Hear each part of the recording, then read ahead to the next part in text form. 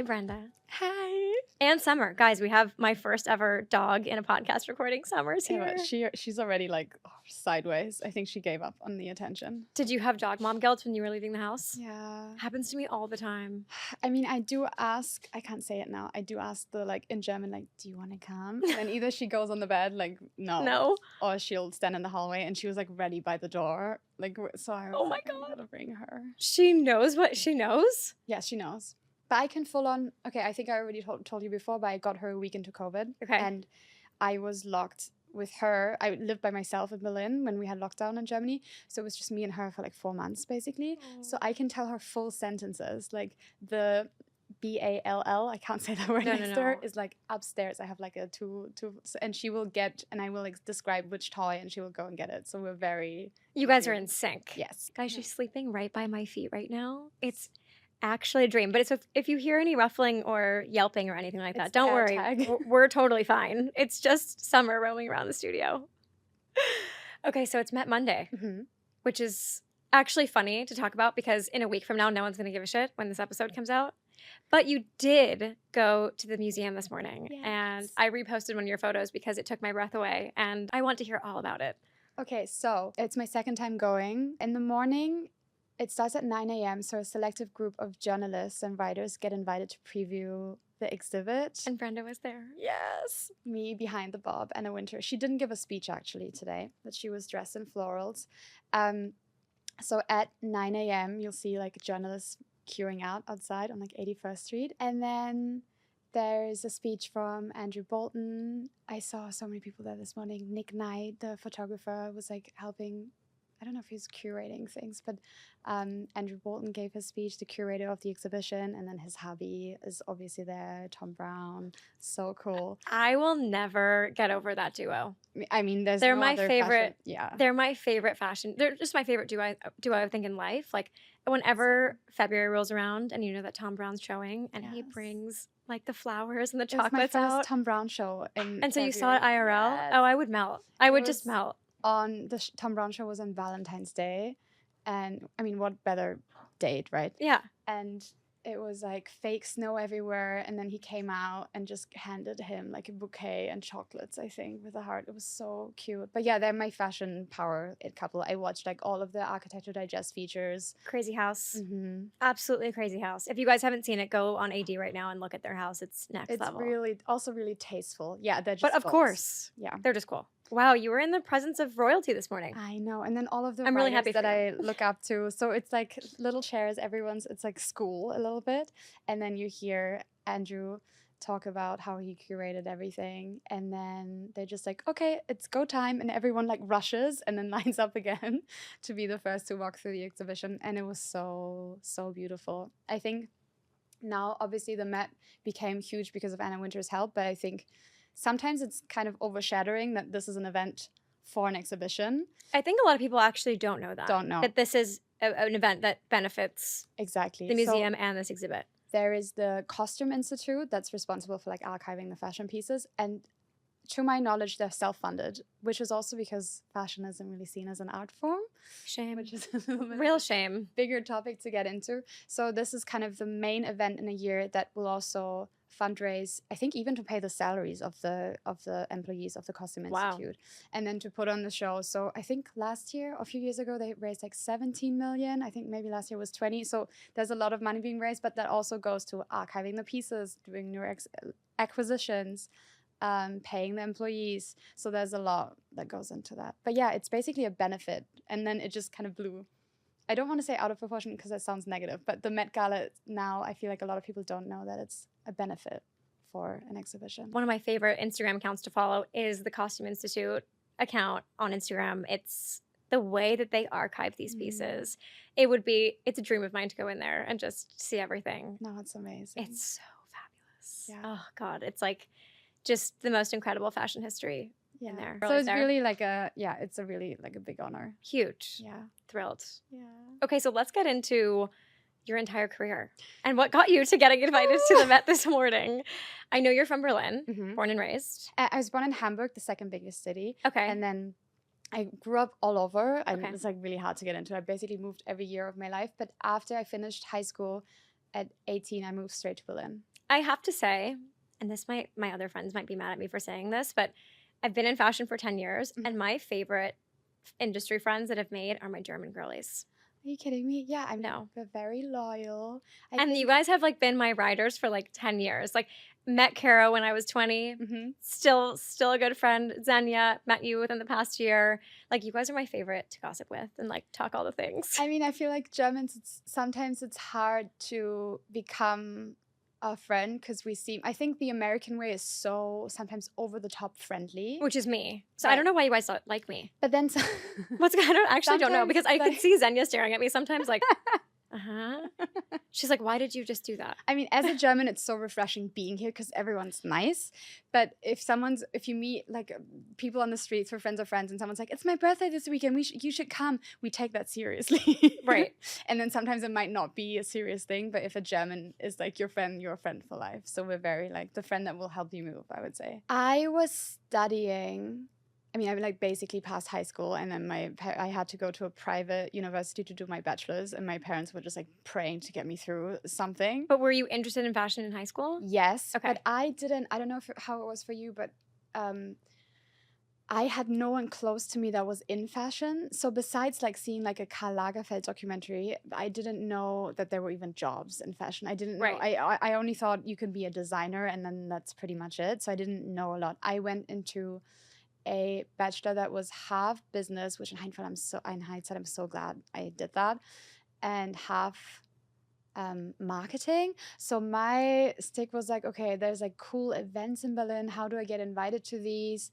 Like maybe first my plan was to go into advertising, and then I realized you don't always love your client. And then from advertising, I decided, okay, there's like all these cool events happening, like store events, and then I found out there's a thing called PR.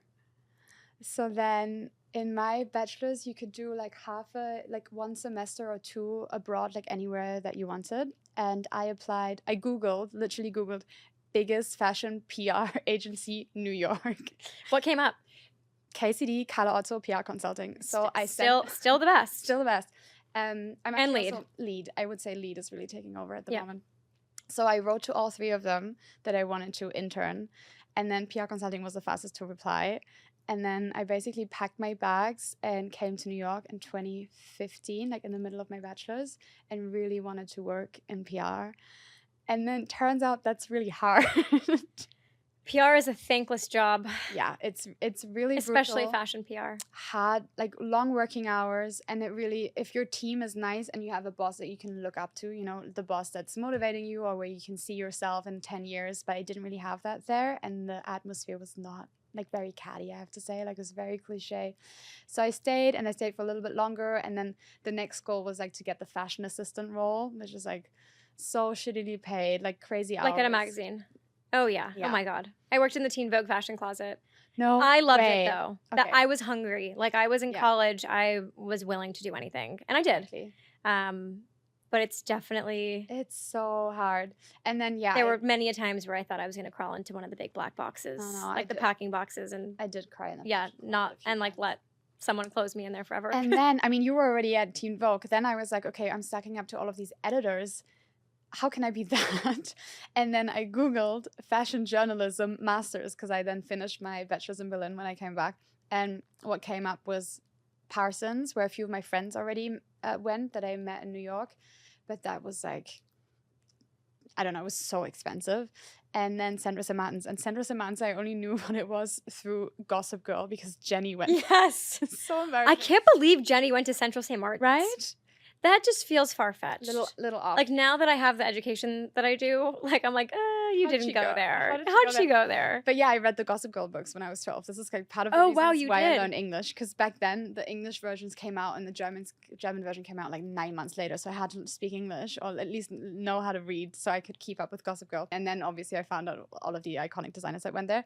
But I applied for the Masters in Fashion Journalism because then I wanted to be a writer. I studied that in London, and then 6 months in, I did realize like I'm not gonna be the girl that gets the British Vogue job probably, because I feel like maybe now it's better, but this was very like a girls' club of a certain type of human that got the jobs there, and I couldn't afford being a freelance writer in London. Like I couldn't stay there, so I moved back to Berlin, started doing my social media and slowly started getting paid for jobs. And that's how I ended up here. Were you always Brenda Hashtag? Yes. If you go on my Instagram, you know, you can now see how many times someone like changed their username. No changes. Yeah, you can do that. I didn't know that. No changes.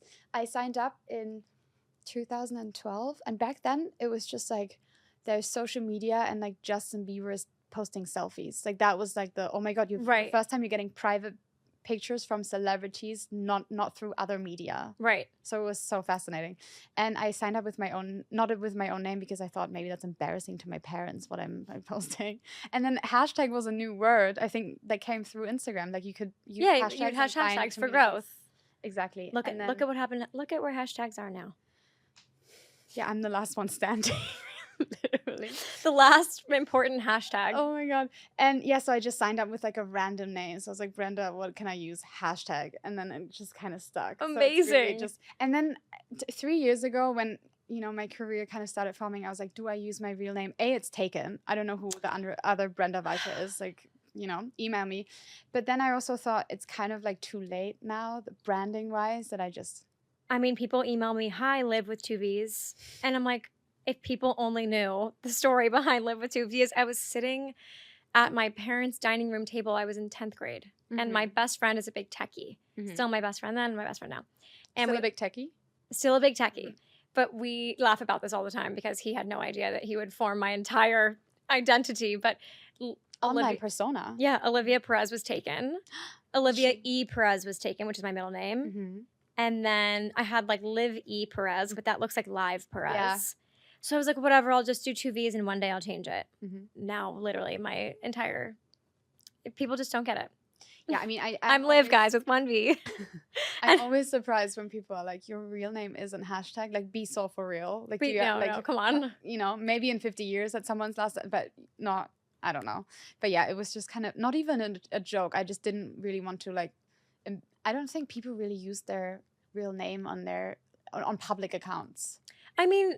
Don't forget Xenia was Xenia Overdose. Exactly. Yeah. Mm-hmm. And I remember the day she changed. It was like the end of an era. Vibe shift. It was a cultural vibe shift. Vibe shift. Yeah, I don't know if I'm getting there to like be the serious person with a real name. I think yours fits your brand. Right. And like a little bit ironic. The most like online, not online, but like meta person ever. Yeah. No, yeah. I wouldn't take you for that. It's there to stay now. Something that I like to talk about a lot on the show and that I get asked about frequently and really try to kind of decode for people is finding your personal style and what works for you. Because I think the one thing that I love about fashion is that even if you're not like you and me, we're diehards, we're obsessives, even if you're that person, the average Joe, who's like, I don't care about fashion, you still have to get dressed every day and you still have to feel your best. So I try to make this the most like universal conversation for anybody, whether you like fashion or not. And something I love about you is that you have stuck to the black and white. Like even I wore black and white today because I was like, it's a respectful thing to do. It's out of respect. Like she's just going to be like, you're in pink. Why? So I love it. Even your dog is black and white. I know. Like, and I love that you've stuck to that. I commit to the bit. And I want to know where the bit came from. I don't actually remember. Like I always make up stories because it's my. That's like, fine. Give us your best imaginary story. It's my like Roman Empire question because everyone's like, when did it start? I always just say 10 years ago, but I don't actually know if that's true. Okay. I just at some point started looking at pictures of myself, and it's always what I felt most comfortable in was either black or white, and then I became obsessed with do things match with each other, like the t-shirt with the pant and then I just slowly started cutting out colors. And for me now, it's like a filter. I really feel like we're bombarded with stuff. We're bombarded with choice. I'm now in a position where I can afford stuff. And then on top of that, I get gifted stuff. Or on top of that, I get paid to promote things. And I really feel like, I don't know if you open Essence, Net-a-Porter, it's very overwhelming. Oh, I'm overwhelmed just going into any store. I'm overwhelmed by fashion in general. And my listeners know I clean out my closet once every 6 months to eliminate decision fatigue. It's insane. Like I want to have the pieces that I love, the pieces that I know that work. They have to all work together. Yeah. And if you love fashion, it's really hard to be that person who's like, this is my uniform every day. I'm just going to wear this shirt and jeans. No, that's so hard. It feels really limiting. Restrictive, yeah. Yeah. So I really respect even this kind of minimal filter to like still love the fashion, but get rid of the exhaustive part of it, which is like picking what to wear every day. Like I can't even pick what to eat for dinner. Oh my God, that's my other thing. I can't. Whole other thing. But yeah, I think to me, it's just my filter of it's saving me money. It's saving me time. It's saving me choices. Is it saving you money? Yes. No, it actually is. How? Okay. Because like if I'm you, I'm still buying the sick like Rick Owens black trench coat and your amazing black Chanel flats right now. How many do you want to have? At some point you have the black leather jacket. Like I have maybe 6 and now it's good. I'm good. Like I don't need any more. And Brenda. Yes. How many tabbies do you have? I did. This is embarrassing. I knew I'd catch her in this lie. Okay, wait. Saving money is also saving time, right? True. I think those two go really like hand in hand. And I think shopping can also be an addiction. It's like you spending like an hour on Essence on you didn't even know that went by. So for me, it's like I click the black and the white. Most of the things I maybe already own of the brands that I like, because then I'm also filtering by brands. So there's really not much left. No, I actually, I agree with you now. I think sometimes I think sometimes we see an amazing piece online or in a store. Oh my God, not this stretch, Summer. Oh my God, Summer's stretching on my toes right now. We see an amazing piece and we think it fits our life, but it actually doesn't. So I think, I don't know, there's like this amazing dress, but sometimes it would mean I need new shoes for this and new bag and a new, because it doesn't actually fit anything. And for me, because I don't know, I don't ever think you truly find your personal style. Like, I don't think this is an end goal. I think that's very much it's an evolution. Exactly. Agree. So I don't think it's like, I also think, sorry, now I'm so rambling, but this is no, I love everything you're saying. Unfair topic to young people. And I hate is such a strong word, but seeing these like how to find your personal style, and that's like targeted at like 18-year-olds on TikTok. Personal style is so many things. I'm gonna be like so emotional, right? But it's like how you treat your friends, how like your table manners, how you carry yourself, how you're sitting, how you're speaking, how like it's so many things. It's all of your life experiences, whether that's positives or trauma. It's who you looked up to, if you had this fantastic boss or the celebrity whose style you got to copy, or your mom. I think it's so many things. To at like 18, like to target this, like this needs to be your personal style, and here's the capsule wardrobe and all of this stuff. So I feel like it's sometimes unfair to tell young people like you need to find your personal style when you really haven't found yourself yet. And I think even for you and me, that's probably still an ongoing thing, finding quote unquote who we are. So I always think that goes so hand in hand. And I think it's a really important thing to say, like you don't have to find your style at 20. I do really like what you were saying about personal style and kind of learning from that, even for myself, as like the way that I talk about it to people, because I agree that I'm not done finding my personal style. I'm never going to find it. Yeah, exactly. However, I think when I have conversations with people about personal style, I think my main goal is just to encourage them to not just walk into a store and buy what they see on a mannequin. To actually say, oh, what's my body type? What works for me? What makes me feel good?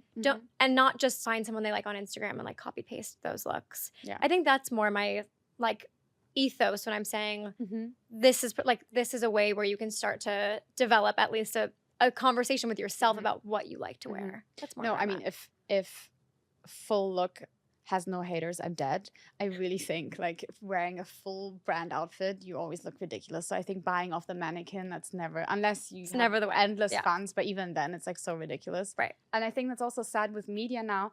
I come now from magazine background, but like everything has to be full look, and everything now. This episode is coming out a week after the Met Gala, but it's all sponsored, so everyone will be in a full look. Besides jewelry sponsors, right? Like you're wearing 2 brands, and maybe makeup sponsor as well. That's it though. Yeah, there's not a lot of personal style in it. No, not at all. So now even I find that so interesting. I know very little about the business of styling, like the celebrity stylist, but now it's not even really about the styling. It's about how powerful you are, which full look you get to pull, right? I think now that is more the job and not mixing together things. But it's all full looks, and I feel like I don't find that like very relatable to my own style. Okay, so do you ever feel like do you ever see something that's colorful and you're like, never? Oh my God. I can confidently say never. You're so peaceful. What a peaceful way to be. It's really, you never see like floating through space in my black and white outfits. It's really great. What if it's like an insane Bottega or like that I'm not purple a Bottega girl. I'm not really either. I don't know why I said that.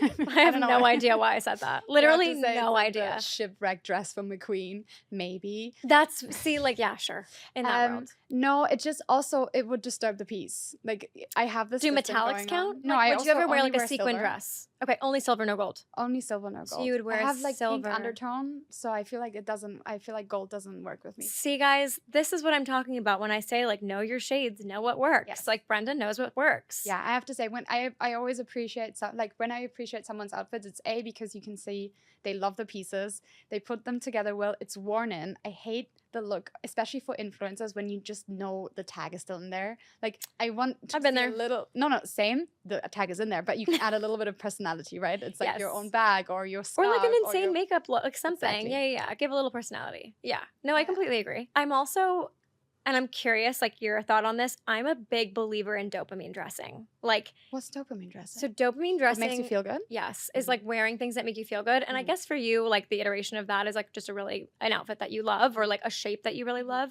I've had days where like I feel like shit in the morning and I wake up and there's like a beautiful purple sweater in my closet that I love and I put that on. If I put something all black on for my personality, I'll stay in that slump, whereas like the actual color will make me feel better. Right. That's my version of it. Can't relate. That's fine, but you can relate. Okay, but what do you put on that makes you feel really good? No, what you're wearing now? I'm wearing Rick, who I'm obsessed with. I'm wearing Peter Doe, my friend, who I'm obsessed with. This isn't even mine. Well, maybe it will be. Maybe I'm stealing this. I took this. I love that. Keep that. I hope that he won't ask for it back. But this to me is dopamine dressing. It's also like I'm personally attached to these brands and I'm obsessed and I really want to support them. So that's my dopamine, maybe. I love that. Like personal and like memories with a piece of clothing. I don't know. Yeah. Very like sentimental like that. You said something on the podcast this week that made me feel... It changed my perspective on something. As I said, I don't listen to them, so I have no idea what I said. Okay, I'll remind you what you said. I do this without like any plan. I'm just like, whoa. You were like, I actually like bias in fashion. I want you to tell me why you love this designer that you're friends with. And I loved that because I feel like I've been wearing, like a great example is Tory Burch. I've been wearing Tory Burch since the day I started in fashion. She's an icon. I loved Tory 10 years ago more than I love Tory now, and everybody loves Tory now. So I feel like I've been on that forever. And people would always DM me and be like, oh, only you can make Tory look good, like 5 years ago. Really? And I'd be like, no, and let me tell you why. You're just not looking. Like, you're not looking for those pieces like I do. She's so great. Like, I go in the sale section and find the most unbelievable Tory Burch pieces. Passion. To me, I get convinced by passion, not by like a sale price, not by a whatever. Like, tell me exactly why you're obsessed with something. Because everyone can like look good. Everyone can have the most expensive outfit, but to me it's really, I mean, like me with Peter, everything I wear from Peter Doe makes me feel good, makes me look amazing. At least I think I look amazing, and that's like 90%, right? Feeling amazing, and then like that kind of attitude.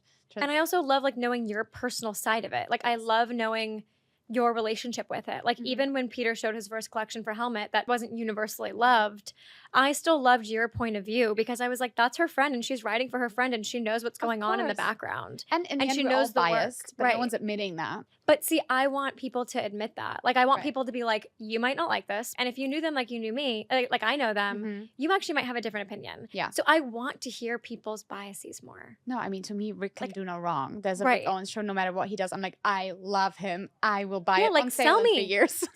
sell me on why it works for you. Yeah, so to me, and I love that. Really I love underrated how like passion is the one like number one seller. You know, everyone changed my mind. Hate drives numbers, blah blah blah blah blah blah blah. But to me, it's really fashion is so, I don't know, objective or subjective. But I think I just want to be sold of why you feel amazing. Yes. And not just like it's this material and this is how it was. Like I don't whatever as long but I think to me a passion, it's like, I don't know, my friend, I never got into Thom Browne, for example, because I never saw it in real life. And then as I started coming to New York more often and I saw the crowd in front of the shows with like, they look so sexy and so put together and this like school vibe. And then after going to my first show, but I saw the passion and like seeing, like we said at the beginning of the show, like Tom handing his man the flowers, like, and everyone rooting for him. I think that to me also, it's so easy to judge a fashion show from Vogue Runway, but how are you not biased when you're sitting there and you're hearing the music and you see the family of the designer sitting there, or you see, you know, that it's such a different, you can't be. I can't compare that to anything. There have been fashion shows that I've like embarrassingly cried at. because it's just, I feel moved. Yeah, like, can't believe I'm here. Yeah, well, yes, definitely that. But also, like, I'm so moved by what they've put together, and that informs the way that I talk about a piece to my followers. I mean, you have very distinctive things in your quote-unquote brand that are so true to you, and I love that. Do you know how I found you? Which is so wild. When the Tabi swiper thing happened. Stop. Yeah. That's literally, okay, for those of you who are like, what the fuck are they talking about?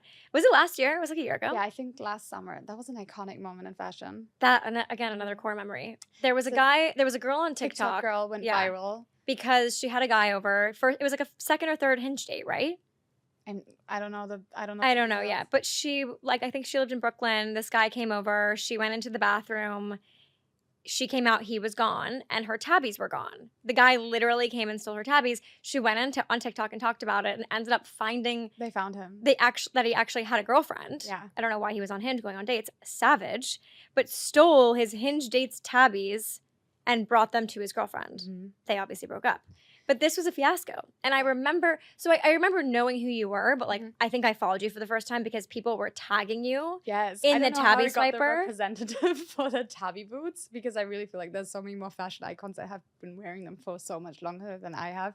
But yeah, I started collecting them. I don't know when I could afford my first pair. I remember when I bought my first pair, they were 500 euros. Now they're insane now, right? They're like 1,000. It's rent money. Yeah, that's right. And even then, I bought them on like a My Teresa voucher. Like it was maybe like $250, but still, it was very expensive. So now this is years ago. I still have this pair. It's just a shoe I love. So I don't know how I really got to be like the chairman of the Tabi boots. Because chairwoman. I'm sorry. Chair lady, chair headmaster. The chair. It's fine. I think, again, something I love about you is that your point of view is really strong, and I think, in Instagram world that we're in, it is kind of hard to find people with a very distinctive point of view. So I love that, like, when I think of tabbies, I think of you. I think that that's such a cool way, one, to make a name for yourself, whether anyone's listening right now who like wants to be in fashion or in any industry, like to have that association that people, literally the fact that I think of tabbies and I think of you is amazing. I mean, I'm obsessed with branding. Even before I was obsessed with fashion, that's why I wanted to go into advertising and then PR. I'm obsessed with branding overall. I remember, I hope this is like fitting into the story you're trying to tell. Yesterday I got a kind of portrait of me in a really big Berlin newspaper. Amazing. And I read through the text. And because it's like an official, journalistic integrity, you don't get to read these before they come out. And this is not like a PR piece. And I read through it and I feel so honored that I'm featured. But at one point, the article says, like, she only has this amount of followers, which isn't a lot in her space. And I got a little bit offended because they're naming two other really, really big German influencer girls. And then, but it's... what a weird thing to say. Weird thing to say, but also that's like the writer. I think the point of that was I'm often in spaces where talent-wise, where the other girls are quote-unquote a lot bigger than I am. And I do think that comes back to branding and having like a core community or having strong strategy or having, I don't know, there's a brand fit. Because, yeah, so I think in the end it was kind of a compliment, even if it was worded kind of awkwardly, because my platform isn't so big. If we compare ourselves, I don't know, I was sitting at a Louis Vuitton show and I looked to my right, I'm like dressed for the first time going as talent, and it's like just girls with millions of followers. Were you in a full look? so I had to call her out. So I really feel like, I think that comes back to branding and having like a strong, unique community. Yeah, exactly. So and story that people feel connected to. Yeah, absolutely. I was so offended when I read that text yesterday. I was like, it's not like that small, my platform, but it is true. I often find myself in spaces where a lot of people are way bigger, but sometimes maybe the impact is the same. Have you ever been in a fitting or been gifted something that's not black and white? I never accept surprises from brands. Tell us more. I pay a lot of rent to have space, so I don't want stuff in my house. So every time a brand emails you, you'll say, send me a picture. Yeah. Wow. And maybe that sounds like ungrateful, but it's more the opposite. I don't want to waste your PR samples on something that I'm not posting or something that I think it's like a waste of the DHL Express or whoever you're sending it with, or if you're sending it to my house. I want to see it before, because my whole stick is everything you see on me, I actually like and pick. would pay for or would have bought myself. So I just don't want stuff. And I think if you've been doing this for long enough, you aren't grateful anymore for things that you don't like. You're just like, oh, there's packaging I have to go take to the recycling. So I really try to only accept things that I really love. And to be honest, I think we talked about this before. There's always brands that you make exceptions for, right? That are like super desirable. And I remember, this is like 2 years ago now, I remember not following my own rule. And I had already, this is Balenciaga was emailing me, and they've already, this is like 2021 or something. They've gifted me a bag and it was cute. And then they were like, we have another gift for Brenda. Will she be home? And I replied, like, can you please send me a picture? And the PR replied, we are very sure you'll love it. Like, not in a cat, like, just like smiley face emoji, like this kind of vibe. And I was like the loser that was like, okay, it's Balenciaga. Like, and then I got like the most, bless whoever sent me these, but like dad sandals that I would never wear. Right. And I did send them back just because I have no use for this. And I'm not the one to resell like PR samples. I think it's so disrespectful. And then, to be fair, I never heard back from them again. But I was like, good on me. I don't want to promote anything that I wouldn't wear. So, yeah. I mean, I love that, because I think in fashion and in any industry, there are brands and partners and companies that we all want to work with. Yeah. But it's like, especially for someone like you, I think watching you grow and watching the brands that you work with and how you move through the industry has always been so admirable to me, because you really stick to your guns on everything. And it's so easy to be like, oh, but I really want to work with this brand, or, oh, I really want to work with this client. Yeah. And so I'm going to bend my ways to get to that point. Yeah. And it's like, how do you not do that, but still get the client? Yeah, but that's the way to lose your personal style, I think, if you like get gifted everything. Because I see this with influencers, especially, that you can just tell this was gifted. But I think it's very easy once you start accepting stuff, and then sometimes you're getting paid for content, it's easy to lose your personal sense of style. This industry is going to throw a lot of things your way. Yeah. And you got to find a way to be really grateful. Yeah. Maintain great relationships, but still always carve out the room for you. I think what you're saying also with the clients, like, we want to make clients happy, and I have my dream clients, but I also have them because I stay true to myself. So even if it's, I don't know, I remember when I started working with Dior, it was like the biggest thing ever for me, because it's the first like big LVMH brand that's like recognizing me, and I'm forever grateful. And at first, you know how it works with the fittings, they send you a lookbook and maybe there's like 2 things left available, and you kind of like quote unquote make it work. But I think if you as a talent are too shy to tell PRs, that's their job, trying to, they also want to make this an enjoyable experience for you. They want to make this like beneficial for both sides. And I think it's also, if you never tell them, this isn't really my vibe, but I love this look, how are they supposed to know? Of course, they're just sending you stuff that, isn't really, that was available in the fashion closet. So even with Dior, as one of the smallest talents that I may be working with, I was like, I don't really like this. And then I just started wearing my own shoes to the show and had the outfits. And I don't think, maybe the PR wasn't super happy about it, but they were like, okay, it's her own like little vibe, and maybe next time. And then they slowly started offering me different things. And I felt like it's so much more tailored to my own style. You're getting approached because someone wants to work with you. So I never really understand when someone doesn't speak up for themselves. Like, it's not that deep. It's just fashion. You can just say, I don't love it. Right. And I see sometimes my friends who get like gifted something from like the most major brand and they hate the thing, and then they have a whole fit like, oh my God, I have to post it. I don't think you have to. You can just be like, there's real people on the other end of the line who are trying to, of course, push products out, but you can say, do you have this in another color? If not, I'll wait it out. Maybe we can do something next season. Like, why are we dying to have like this one bag that I don't know. I think at the end of the day, brands are run by people. Yes. And you have to remember that. And I think, again, this applies to any job. Like, you got to find your humanity in everything that you do and stay true to yourself. And I think if you're always doing it from a very respectful way of like, I'm very happy, I'm so grateful to be here and I want to make this work for you, but I also want to make it work for me and my audience or my company, whatever it is. I think there's always a halfway point. Exactly. It doesn't have to always be 90-10. Be 60-40. Exactly. Give a little, Exactly. And if I think you're invited for a reason. You're invited for your taste. Exactly. Yeah. So show it. Mm-hmm. If there was one thing in fashion right now that you could change, what would it be? More female CEOs. Definitely that. In our space, talent-wise, it's like mostly girls. And then the higher you go, at some point it's men. So yeah, I would like to see more female C-suite positions and creative director. I mean, now I'll just say anyone. I mean, I think it was an interesting conversation earlier this year when we were looking at creative directors moving around. Pierpaolo going, we don't know yet. Yeah.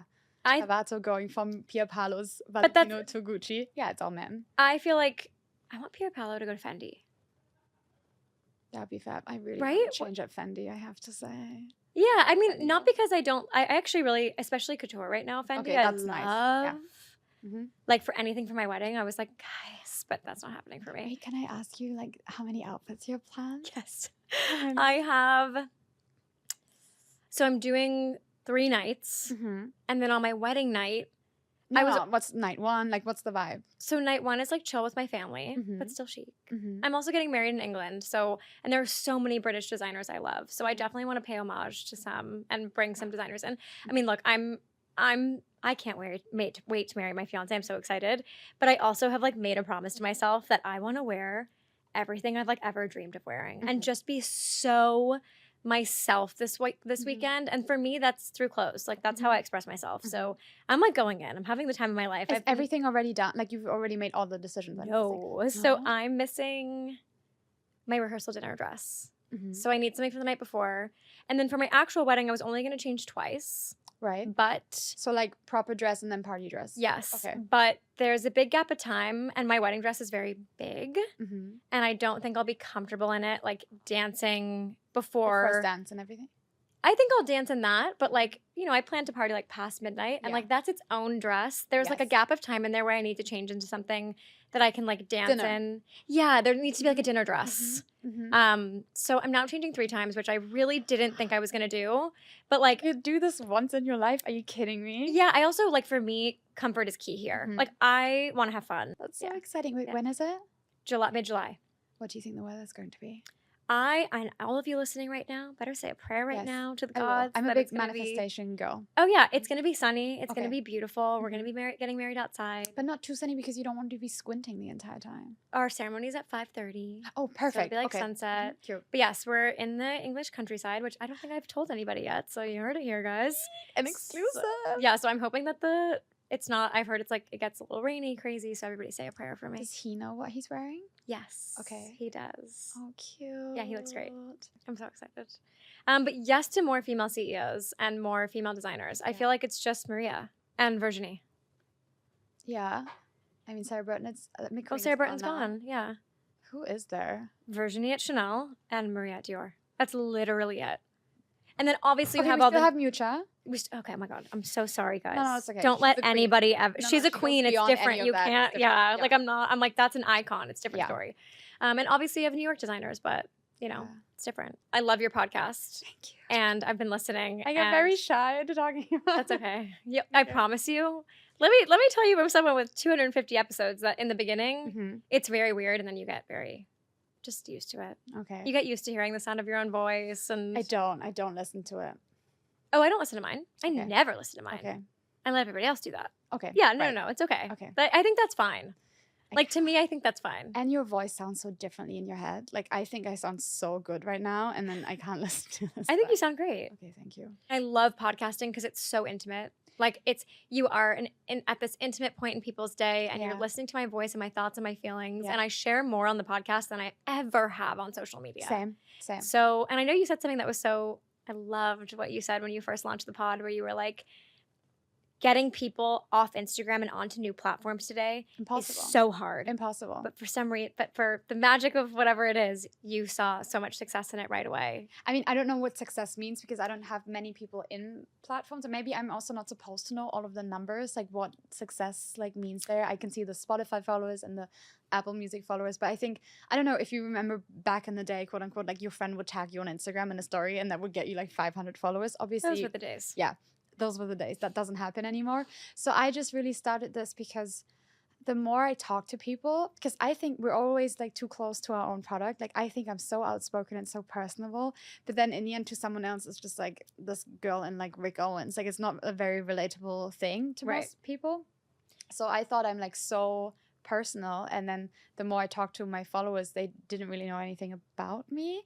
And I have to say the only people, like talent-wise, where I see a really supportive community either have done YouTube forever or have a podcast. Like, yes. those are the you have to get off. Even TikTok. Like, you have to. I am a biggest believer. If you are someone who's a creator right now and you're just starting out, differentiate your platforms beyond Instagram and TikTok. Substack, I love. It's just not. It's not my favorite because like I wake up in the morning and like try to delete emails, not get more. Same. I planned a Substack before I planned the podcast, and then I already had the setup and everything, and then I looked back just before launching it, and I was like, I'm kind of just doing this for my affiliate links. Like, you cannot just launch something for the money. Amen. Like, that's not. No, but that's just. Amen. I love that you said that. And I was just like, this is not like, I don't know. No one asked for this. You got to have these other platforms that just show it. I don't have a big TikTok following, but like I'm different on there than I am on Instagram, and I'm different on here than I am on both. No, and like you can't do this. That's how you get to know me as a creator. So I really think it's important to differentiate, and I'm so glad you started a pod because it's so great. No, I'm excited. I mean, it's like unedited. I don't have a sponsor. I don't have a host. I don't have like anything. So it's really just me on my iPhone and my. That was me in the beginning too. So I've gotten complaints like it's too quiet. There's like we can hear you swallow your spit. I don't. So you couldn't pay me to listen to my first 3 podcast episodes. Right. You couldn't pay me. I wouldn't do it. It's literally torture. I would never. So you'll grow and you'll find your voice and you'll find the comfortable seats you want to sit in and you'll find your side and all the things. So it comes out every week. Are you doing it right now? That's what I'm planning. I'm not telling anyone it's weekly. I just like so Drop far it's been on a different day of the week the first 5 times that I've done it. Again, if it makes you feel any better, that was me in the beginning. I dropped once a month. I had 0 cadence, and then you kind of get it together and you drop weekly, and then you get a sponsor, and it becomes real. Exactly. I've had one all part of the journey. Okay, guys, go subscribe to Brand Awareness. Thank you. It's so great. It's such good insights into fashion, and also you're just the coolest. Thank you for fun. Listening to that. Thanks for coming on the show today. Thank you for having me. Of course. I'm so excited about this episode. Me too. Okay. Good girl, Summer. You were so good. Fertig? Wow.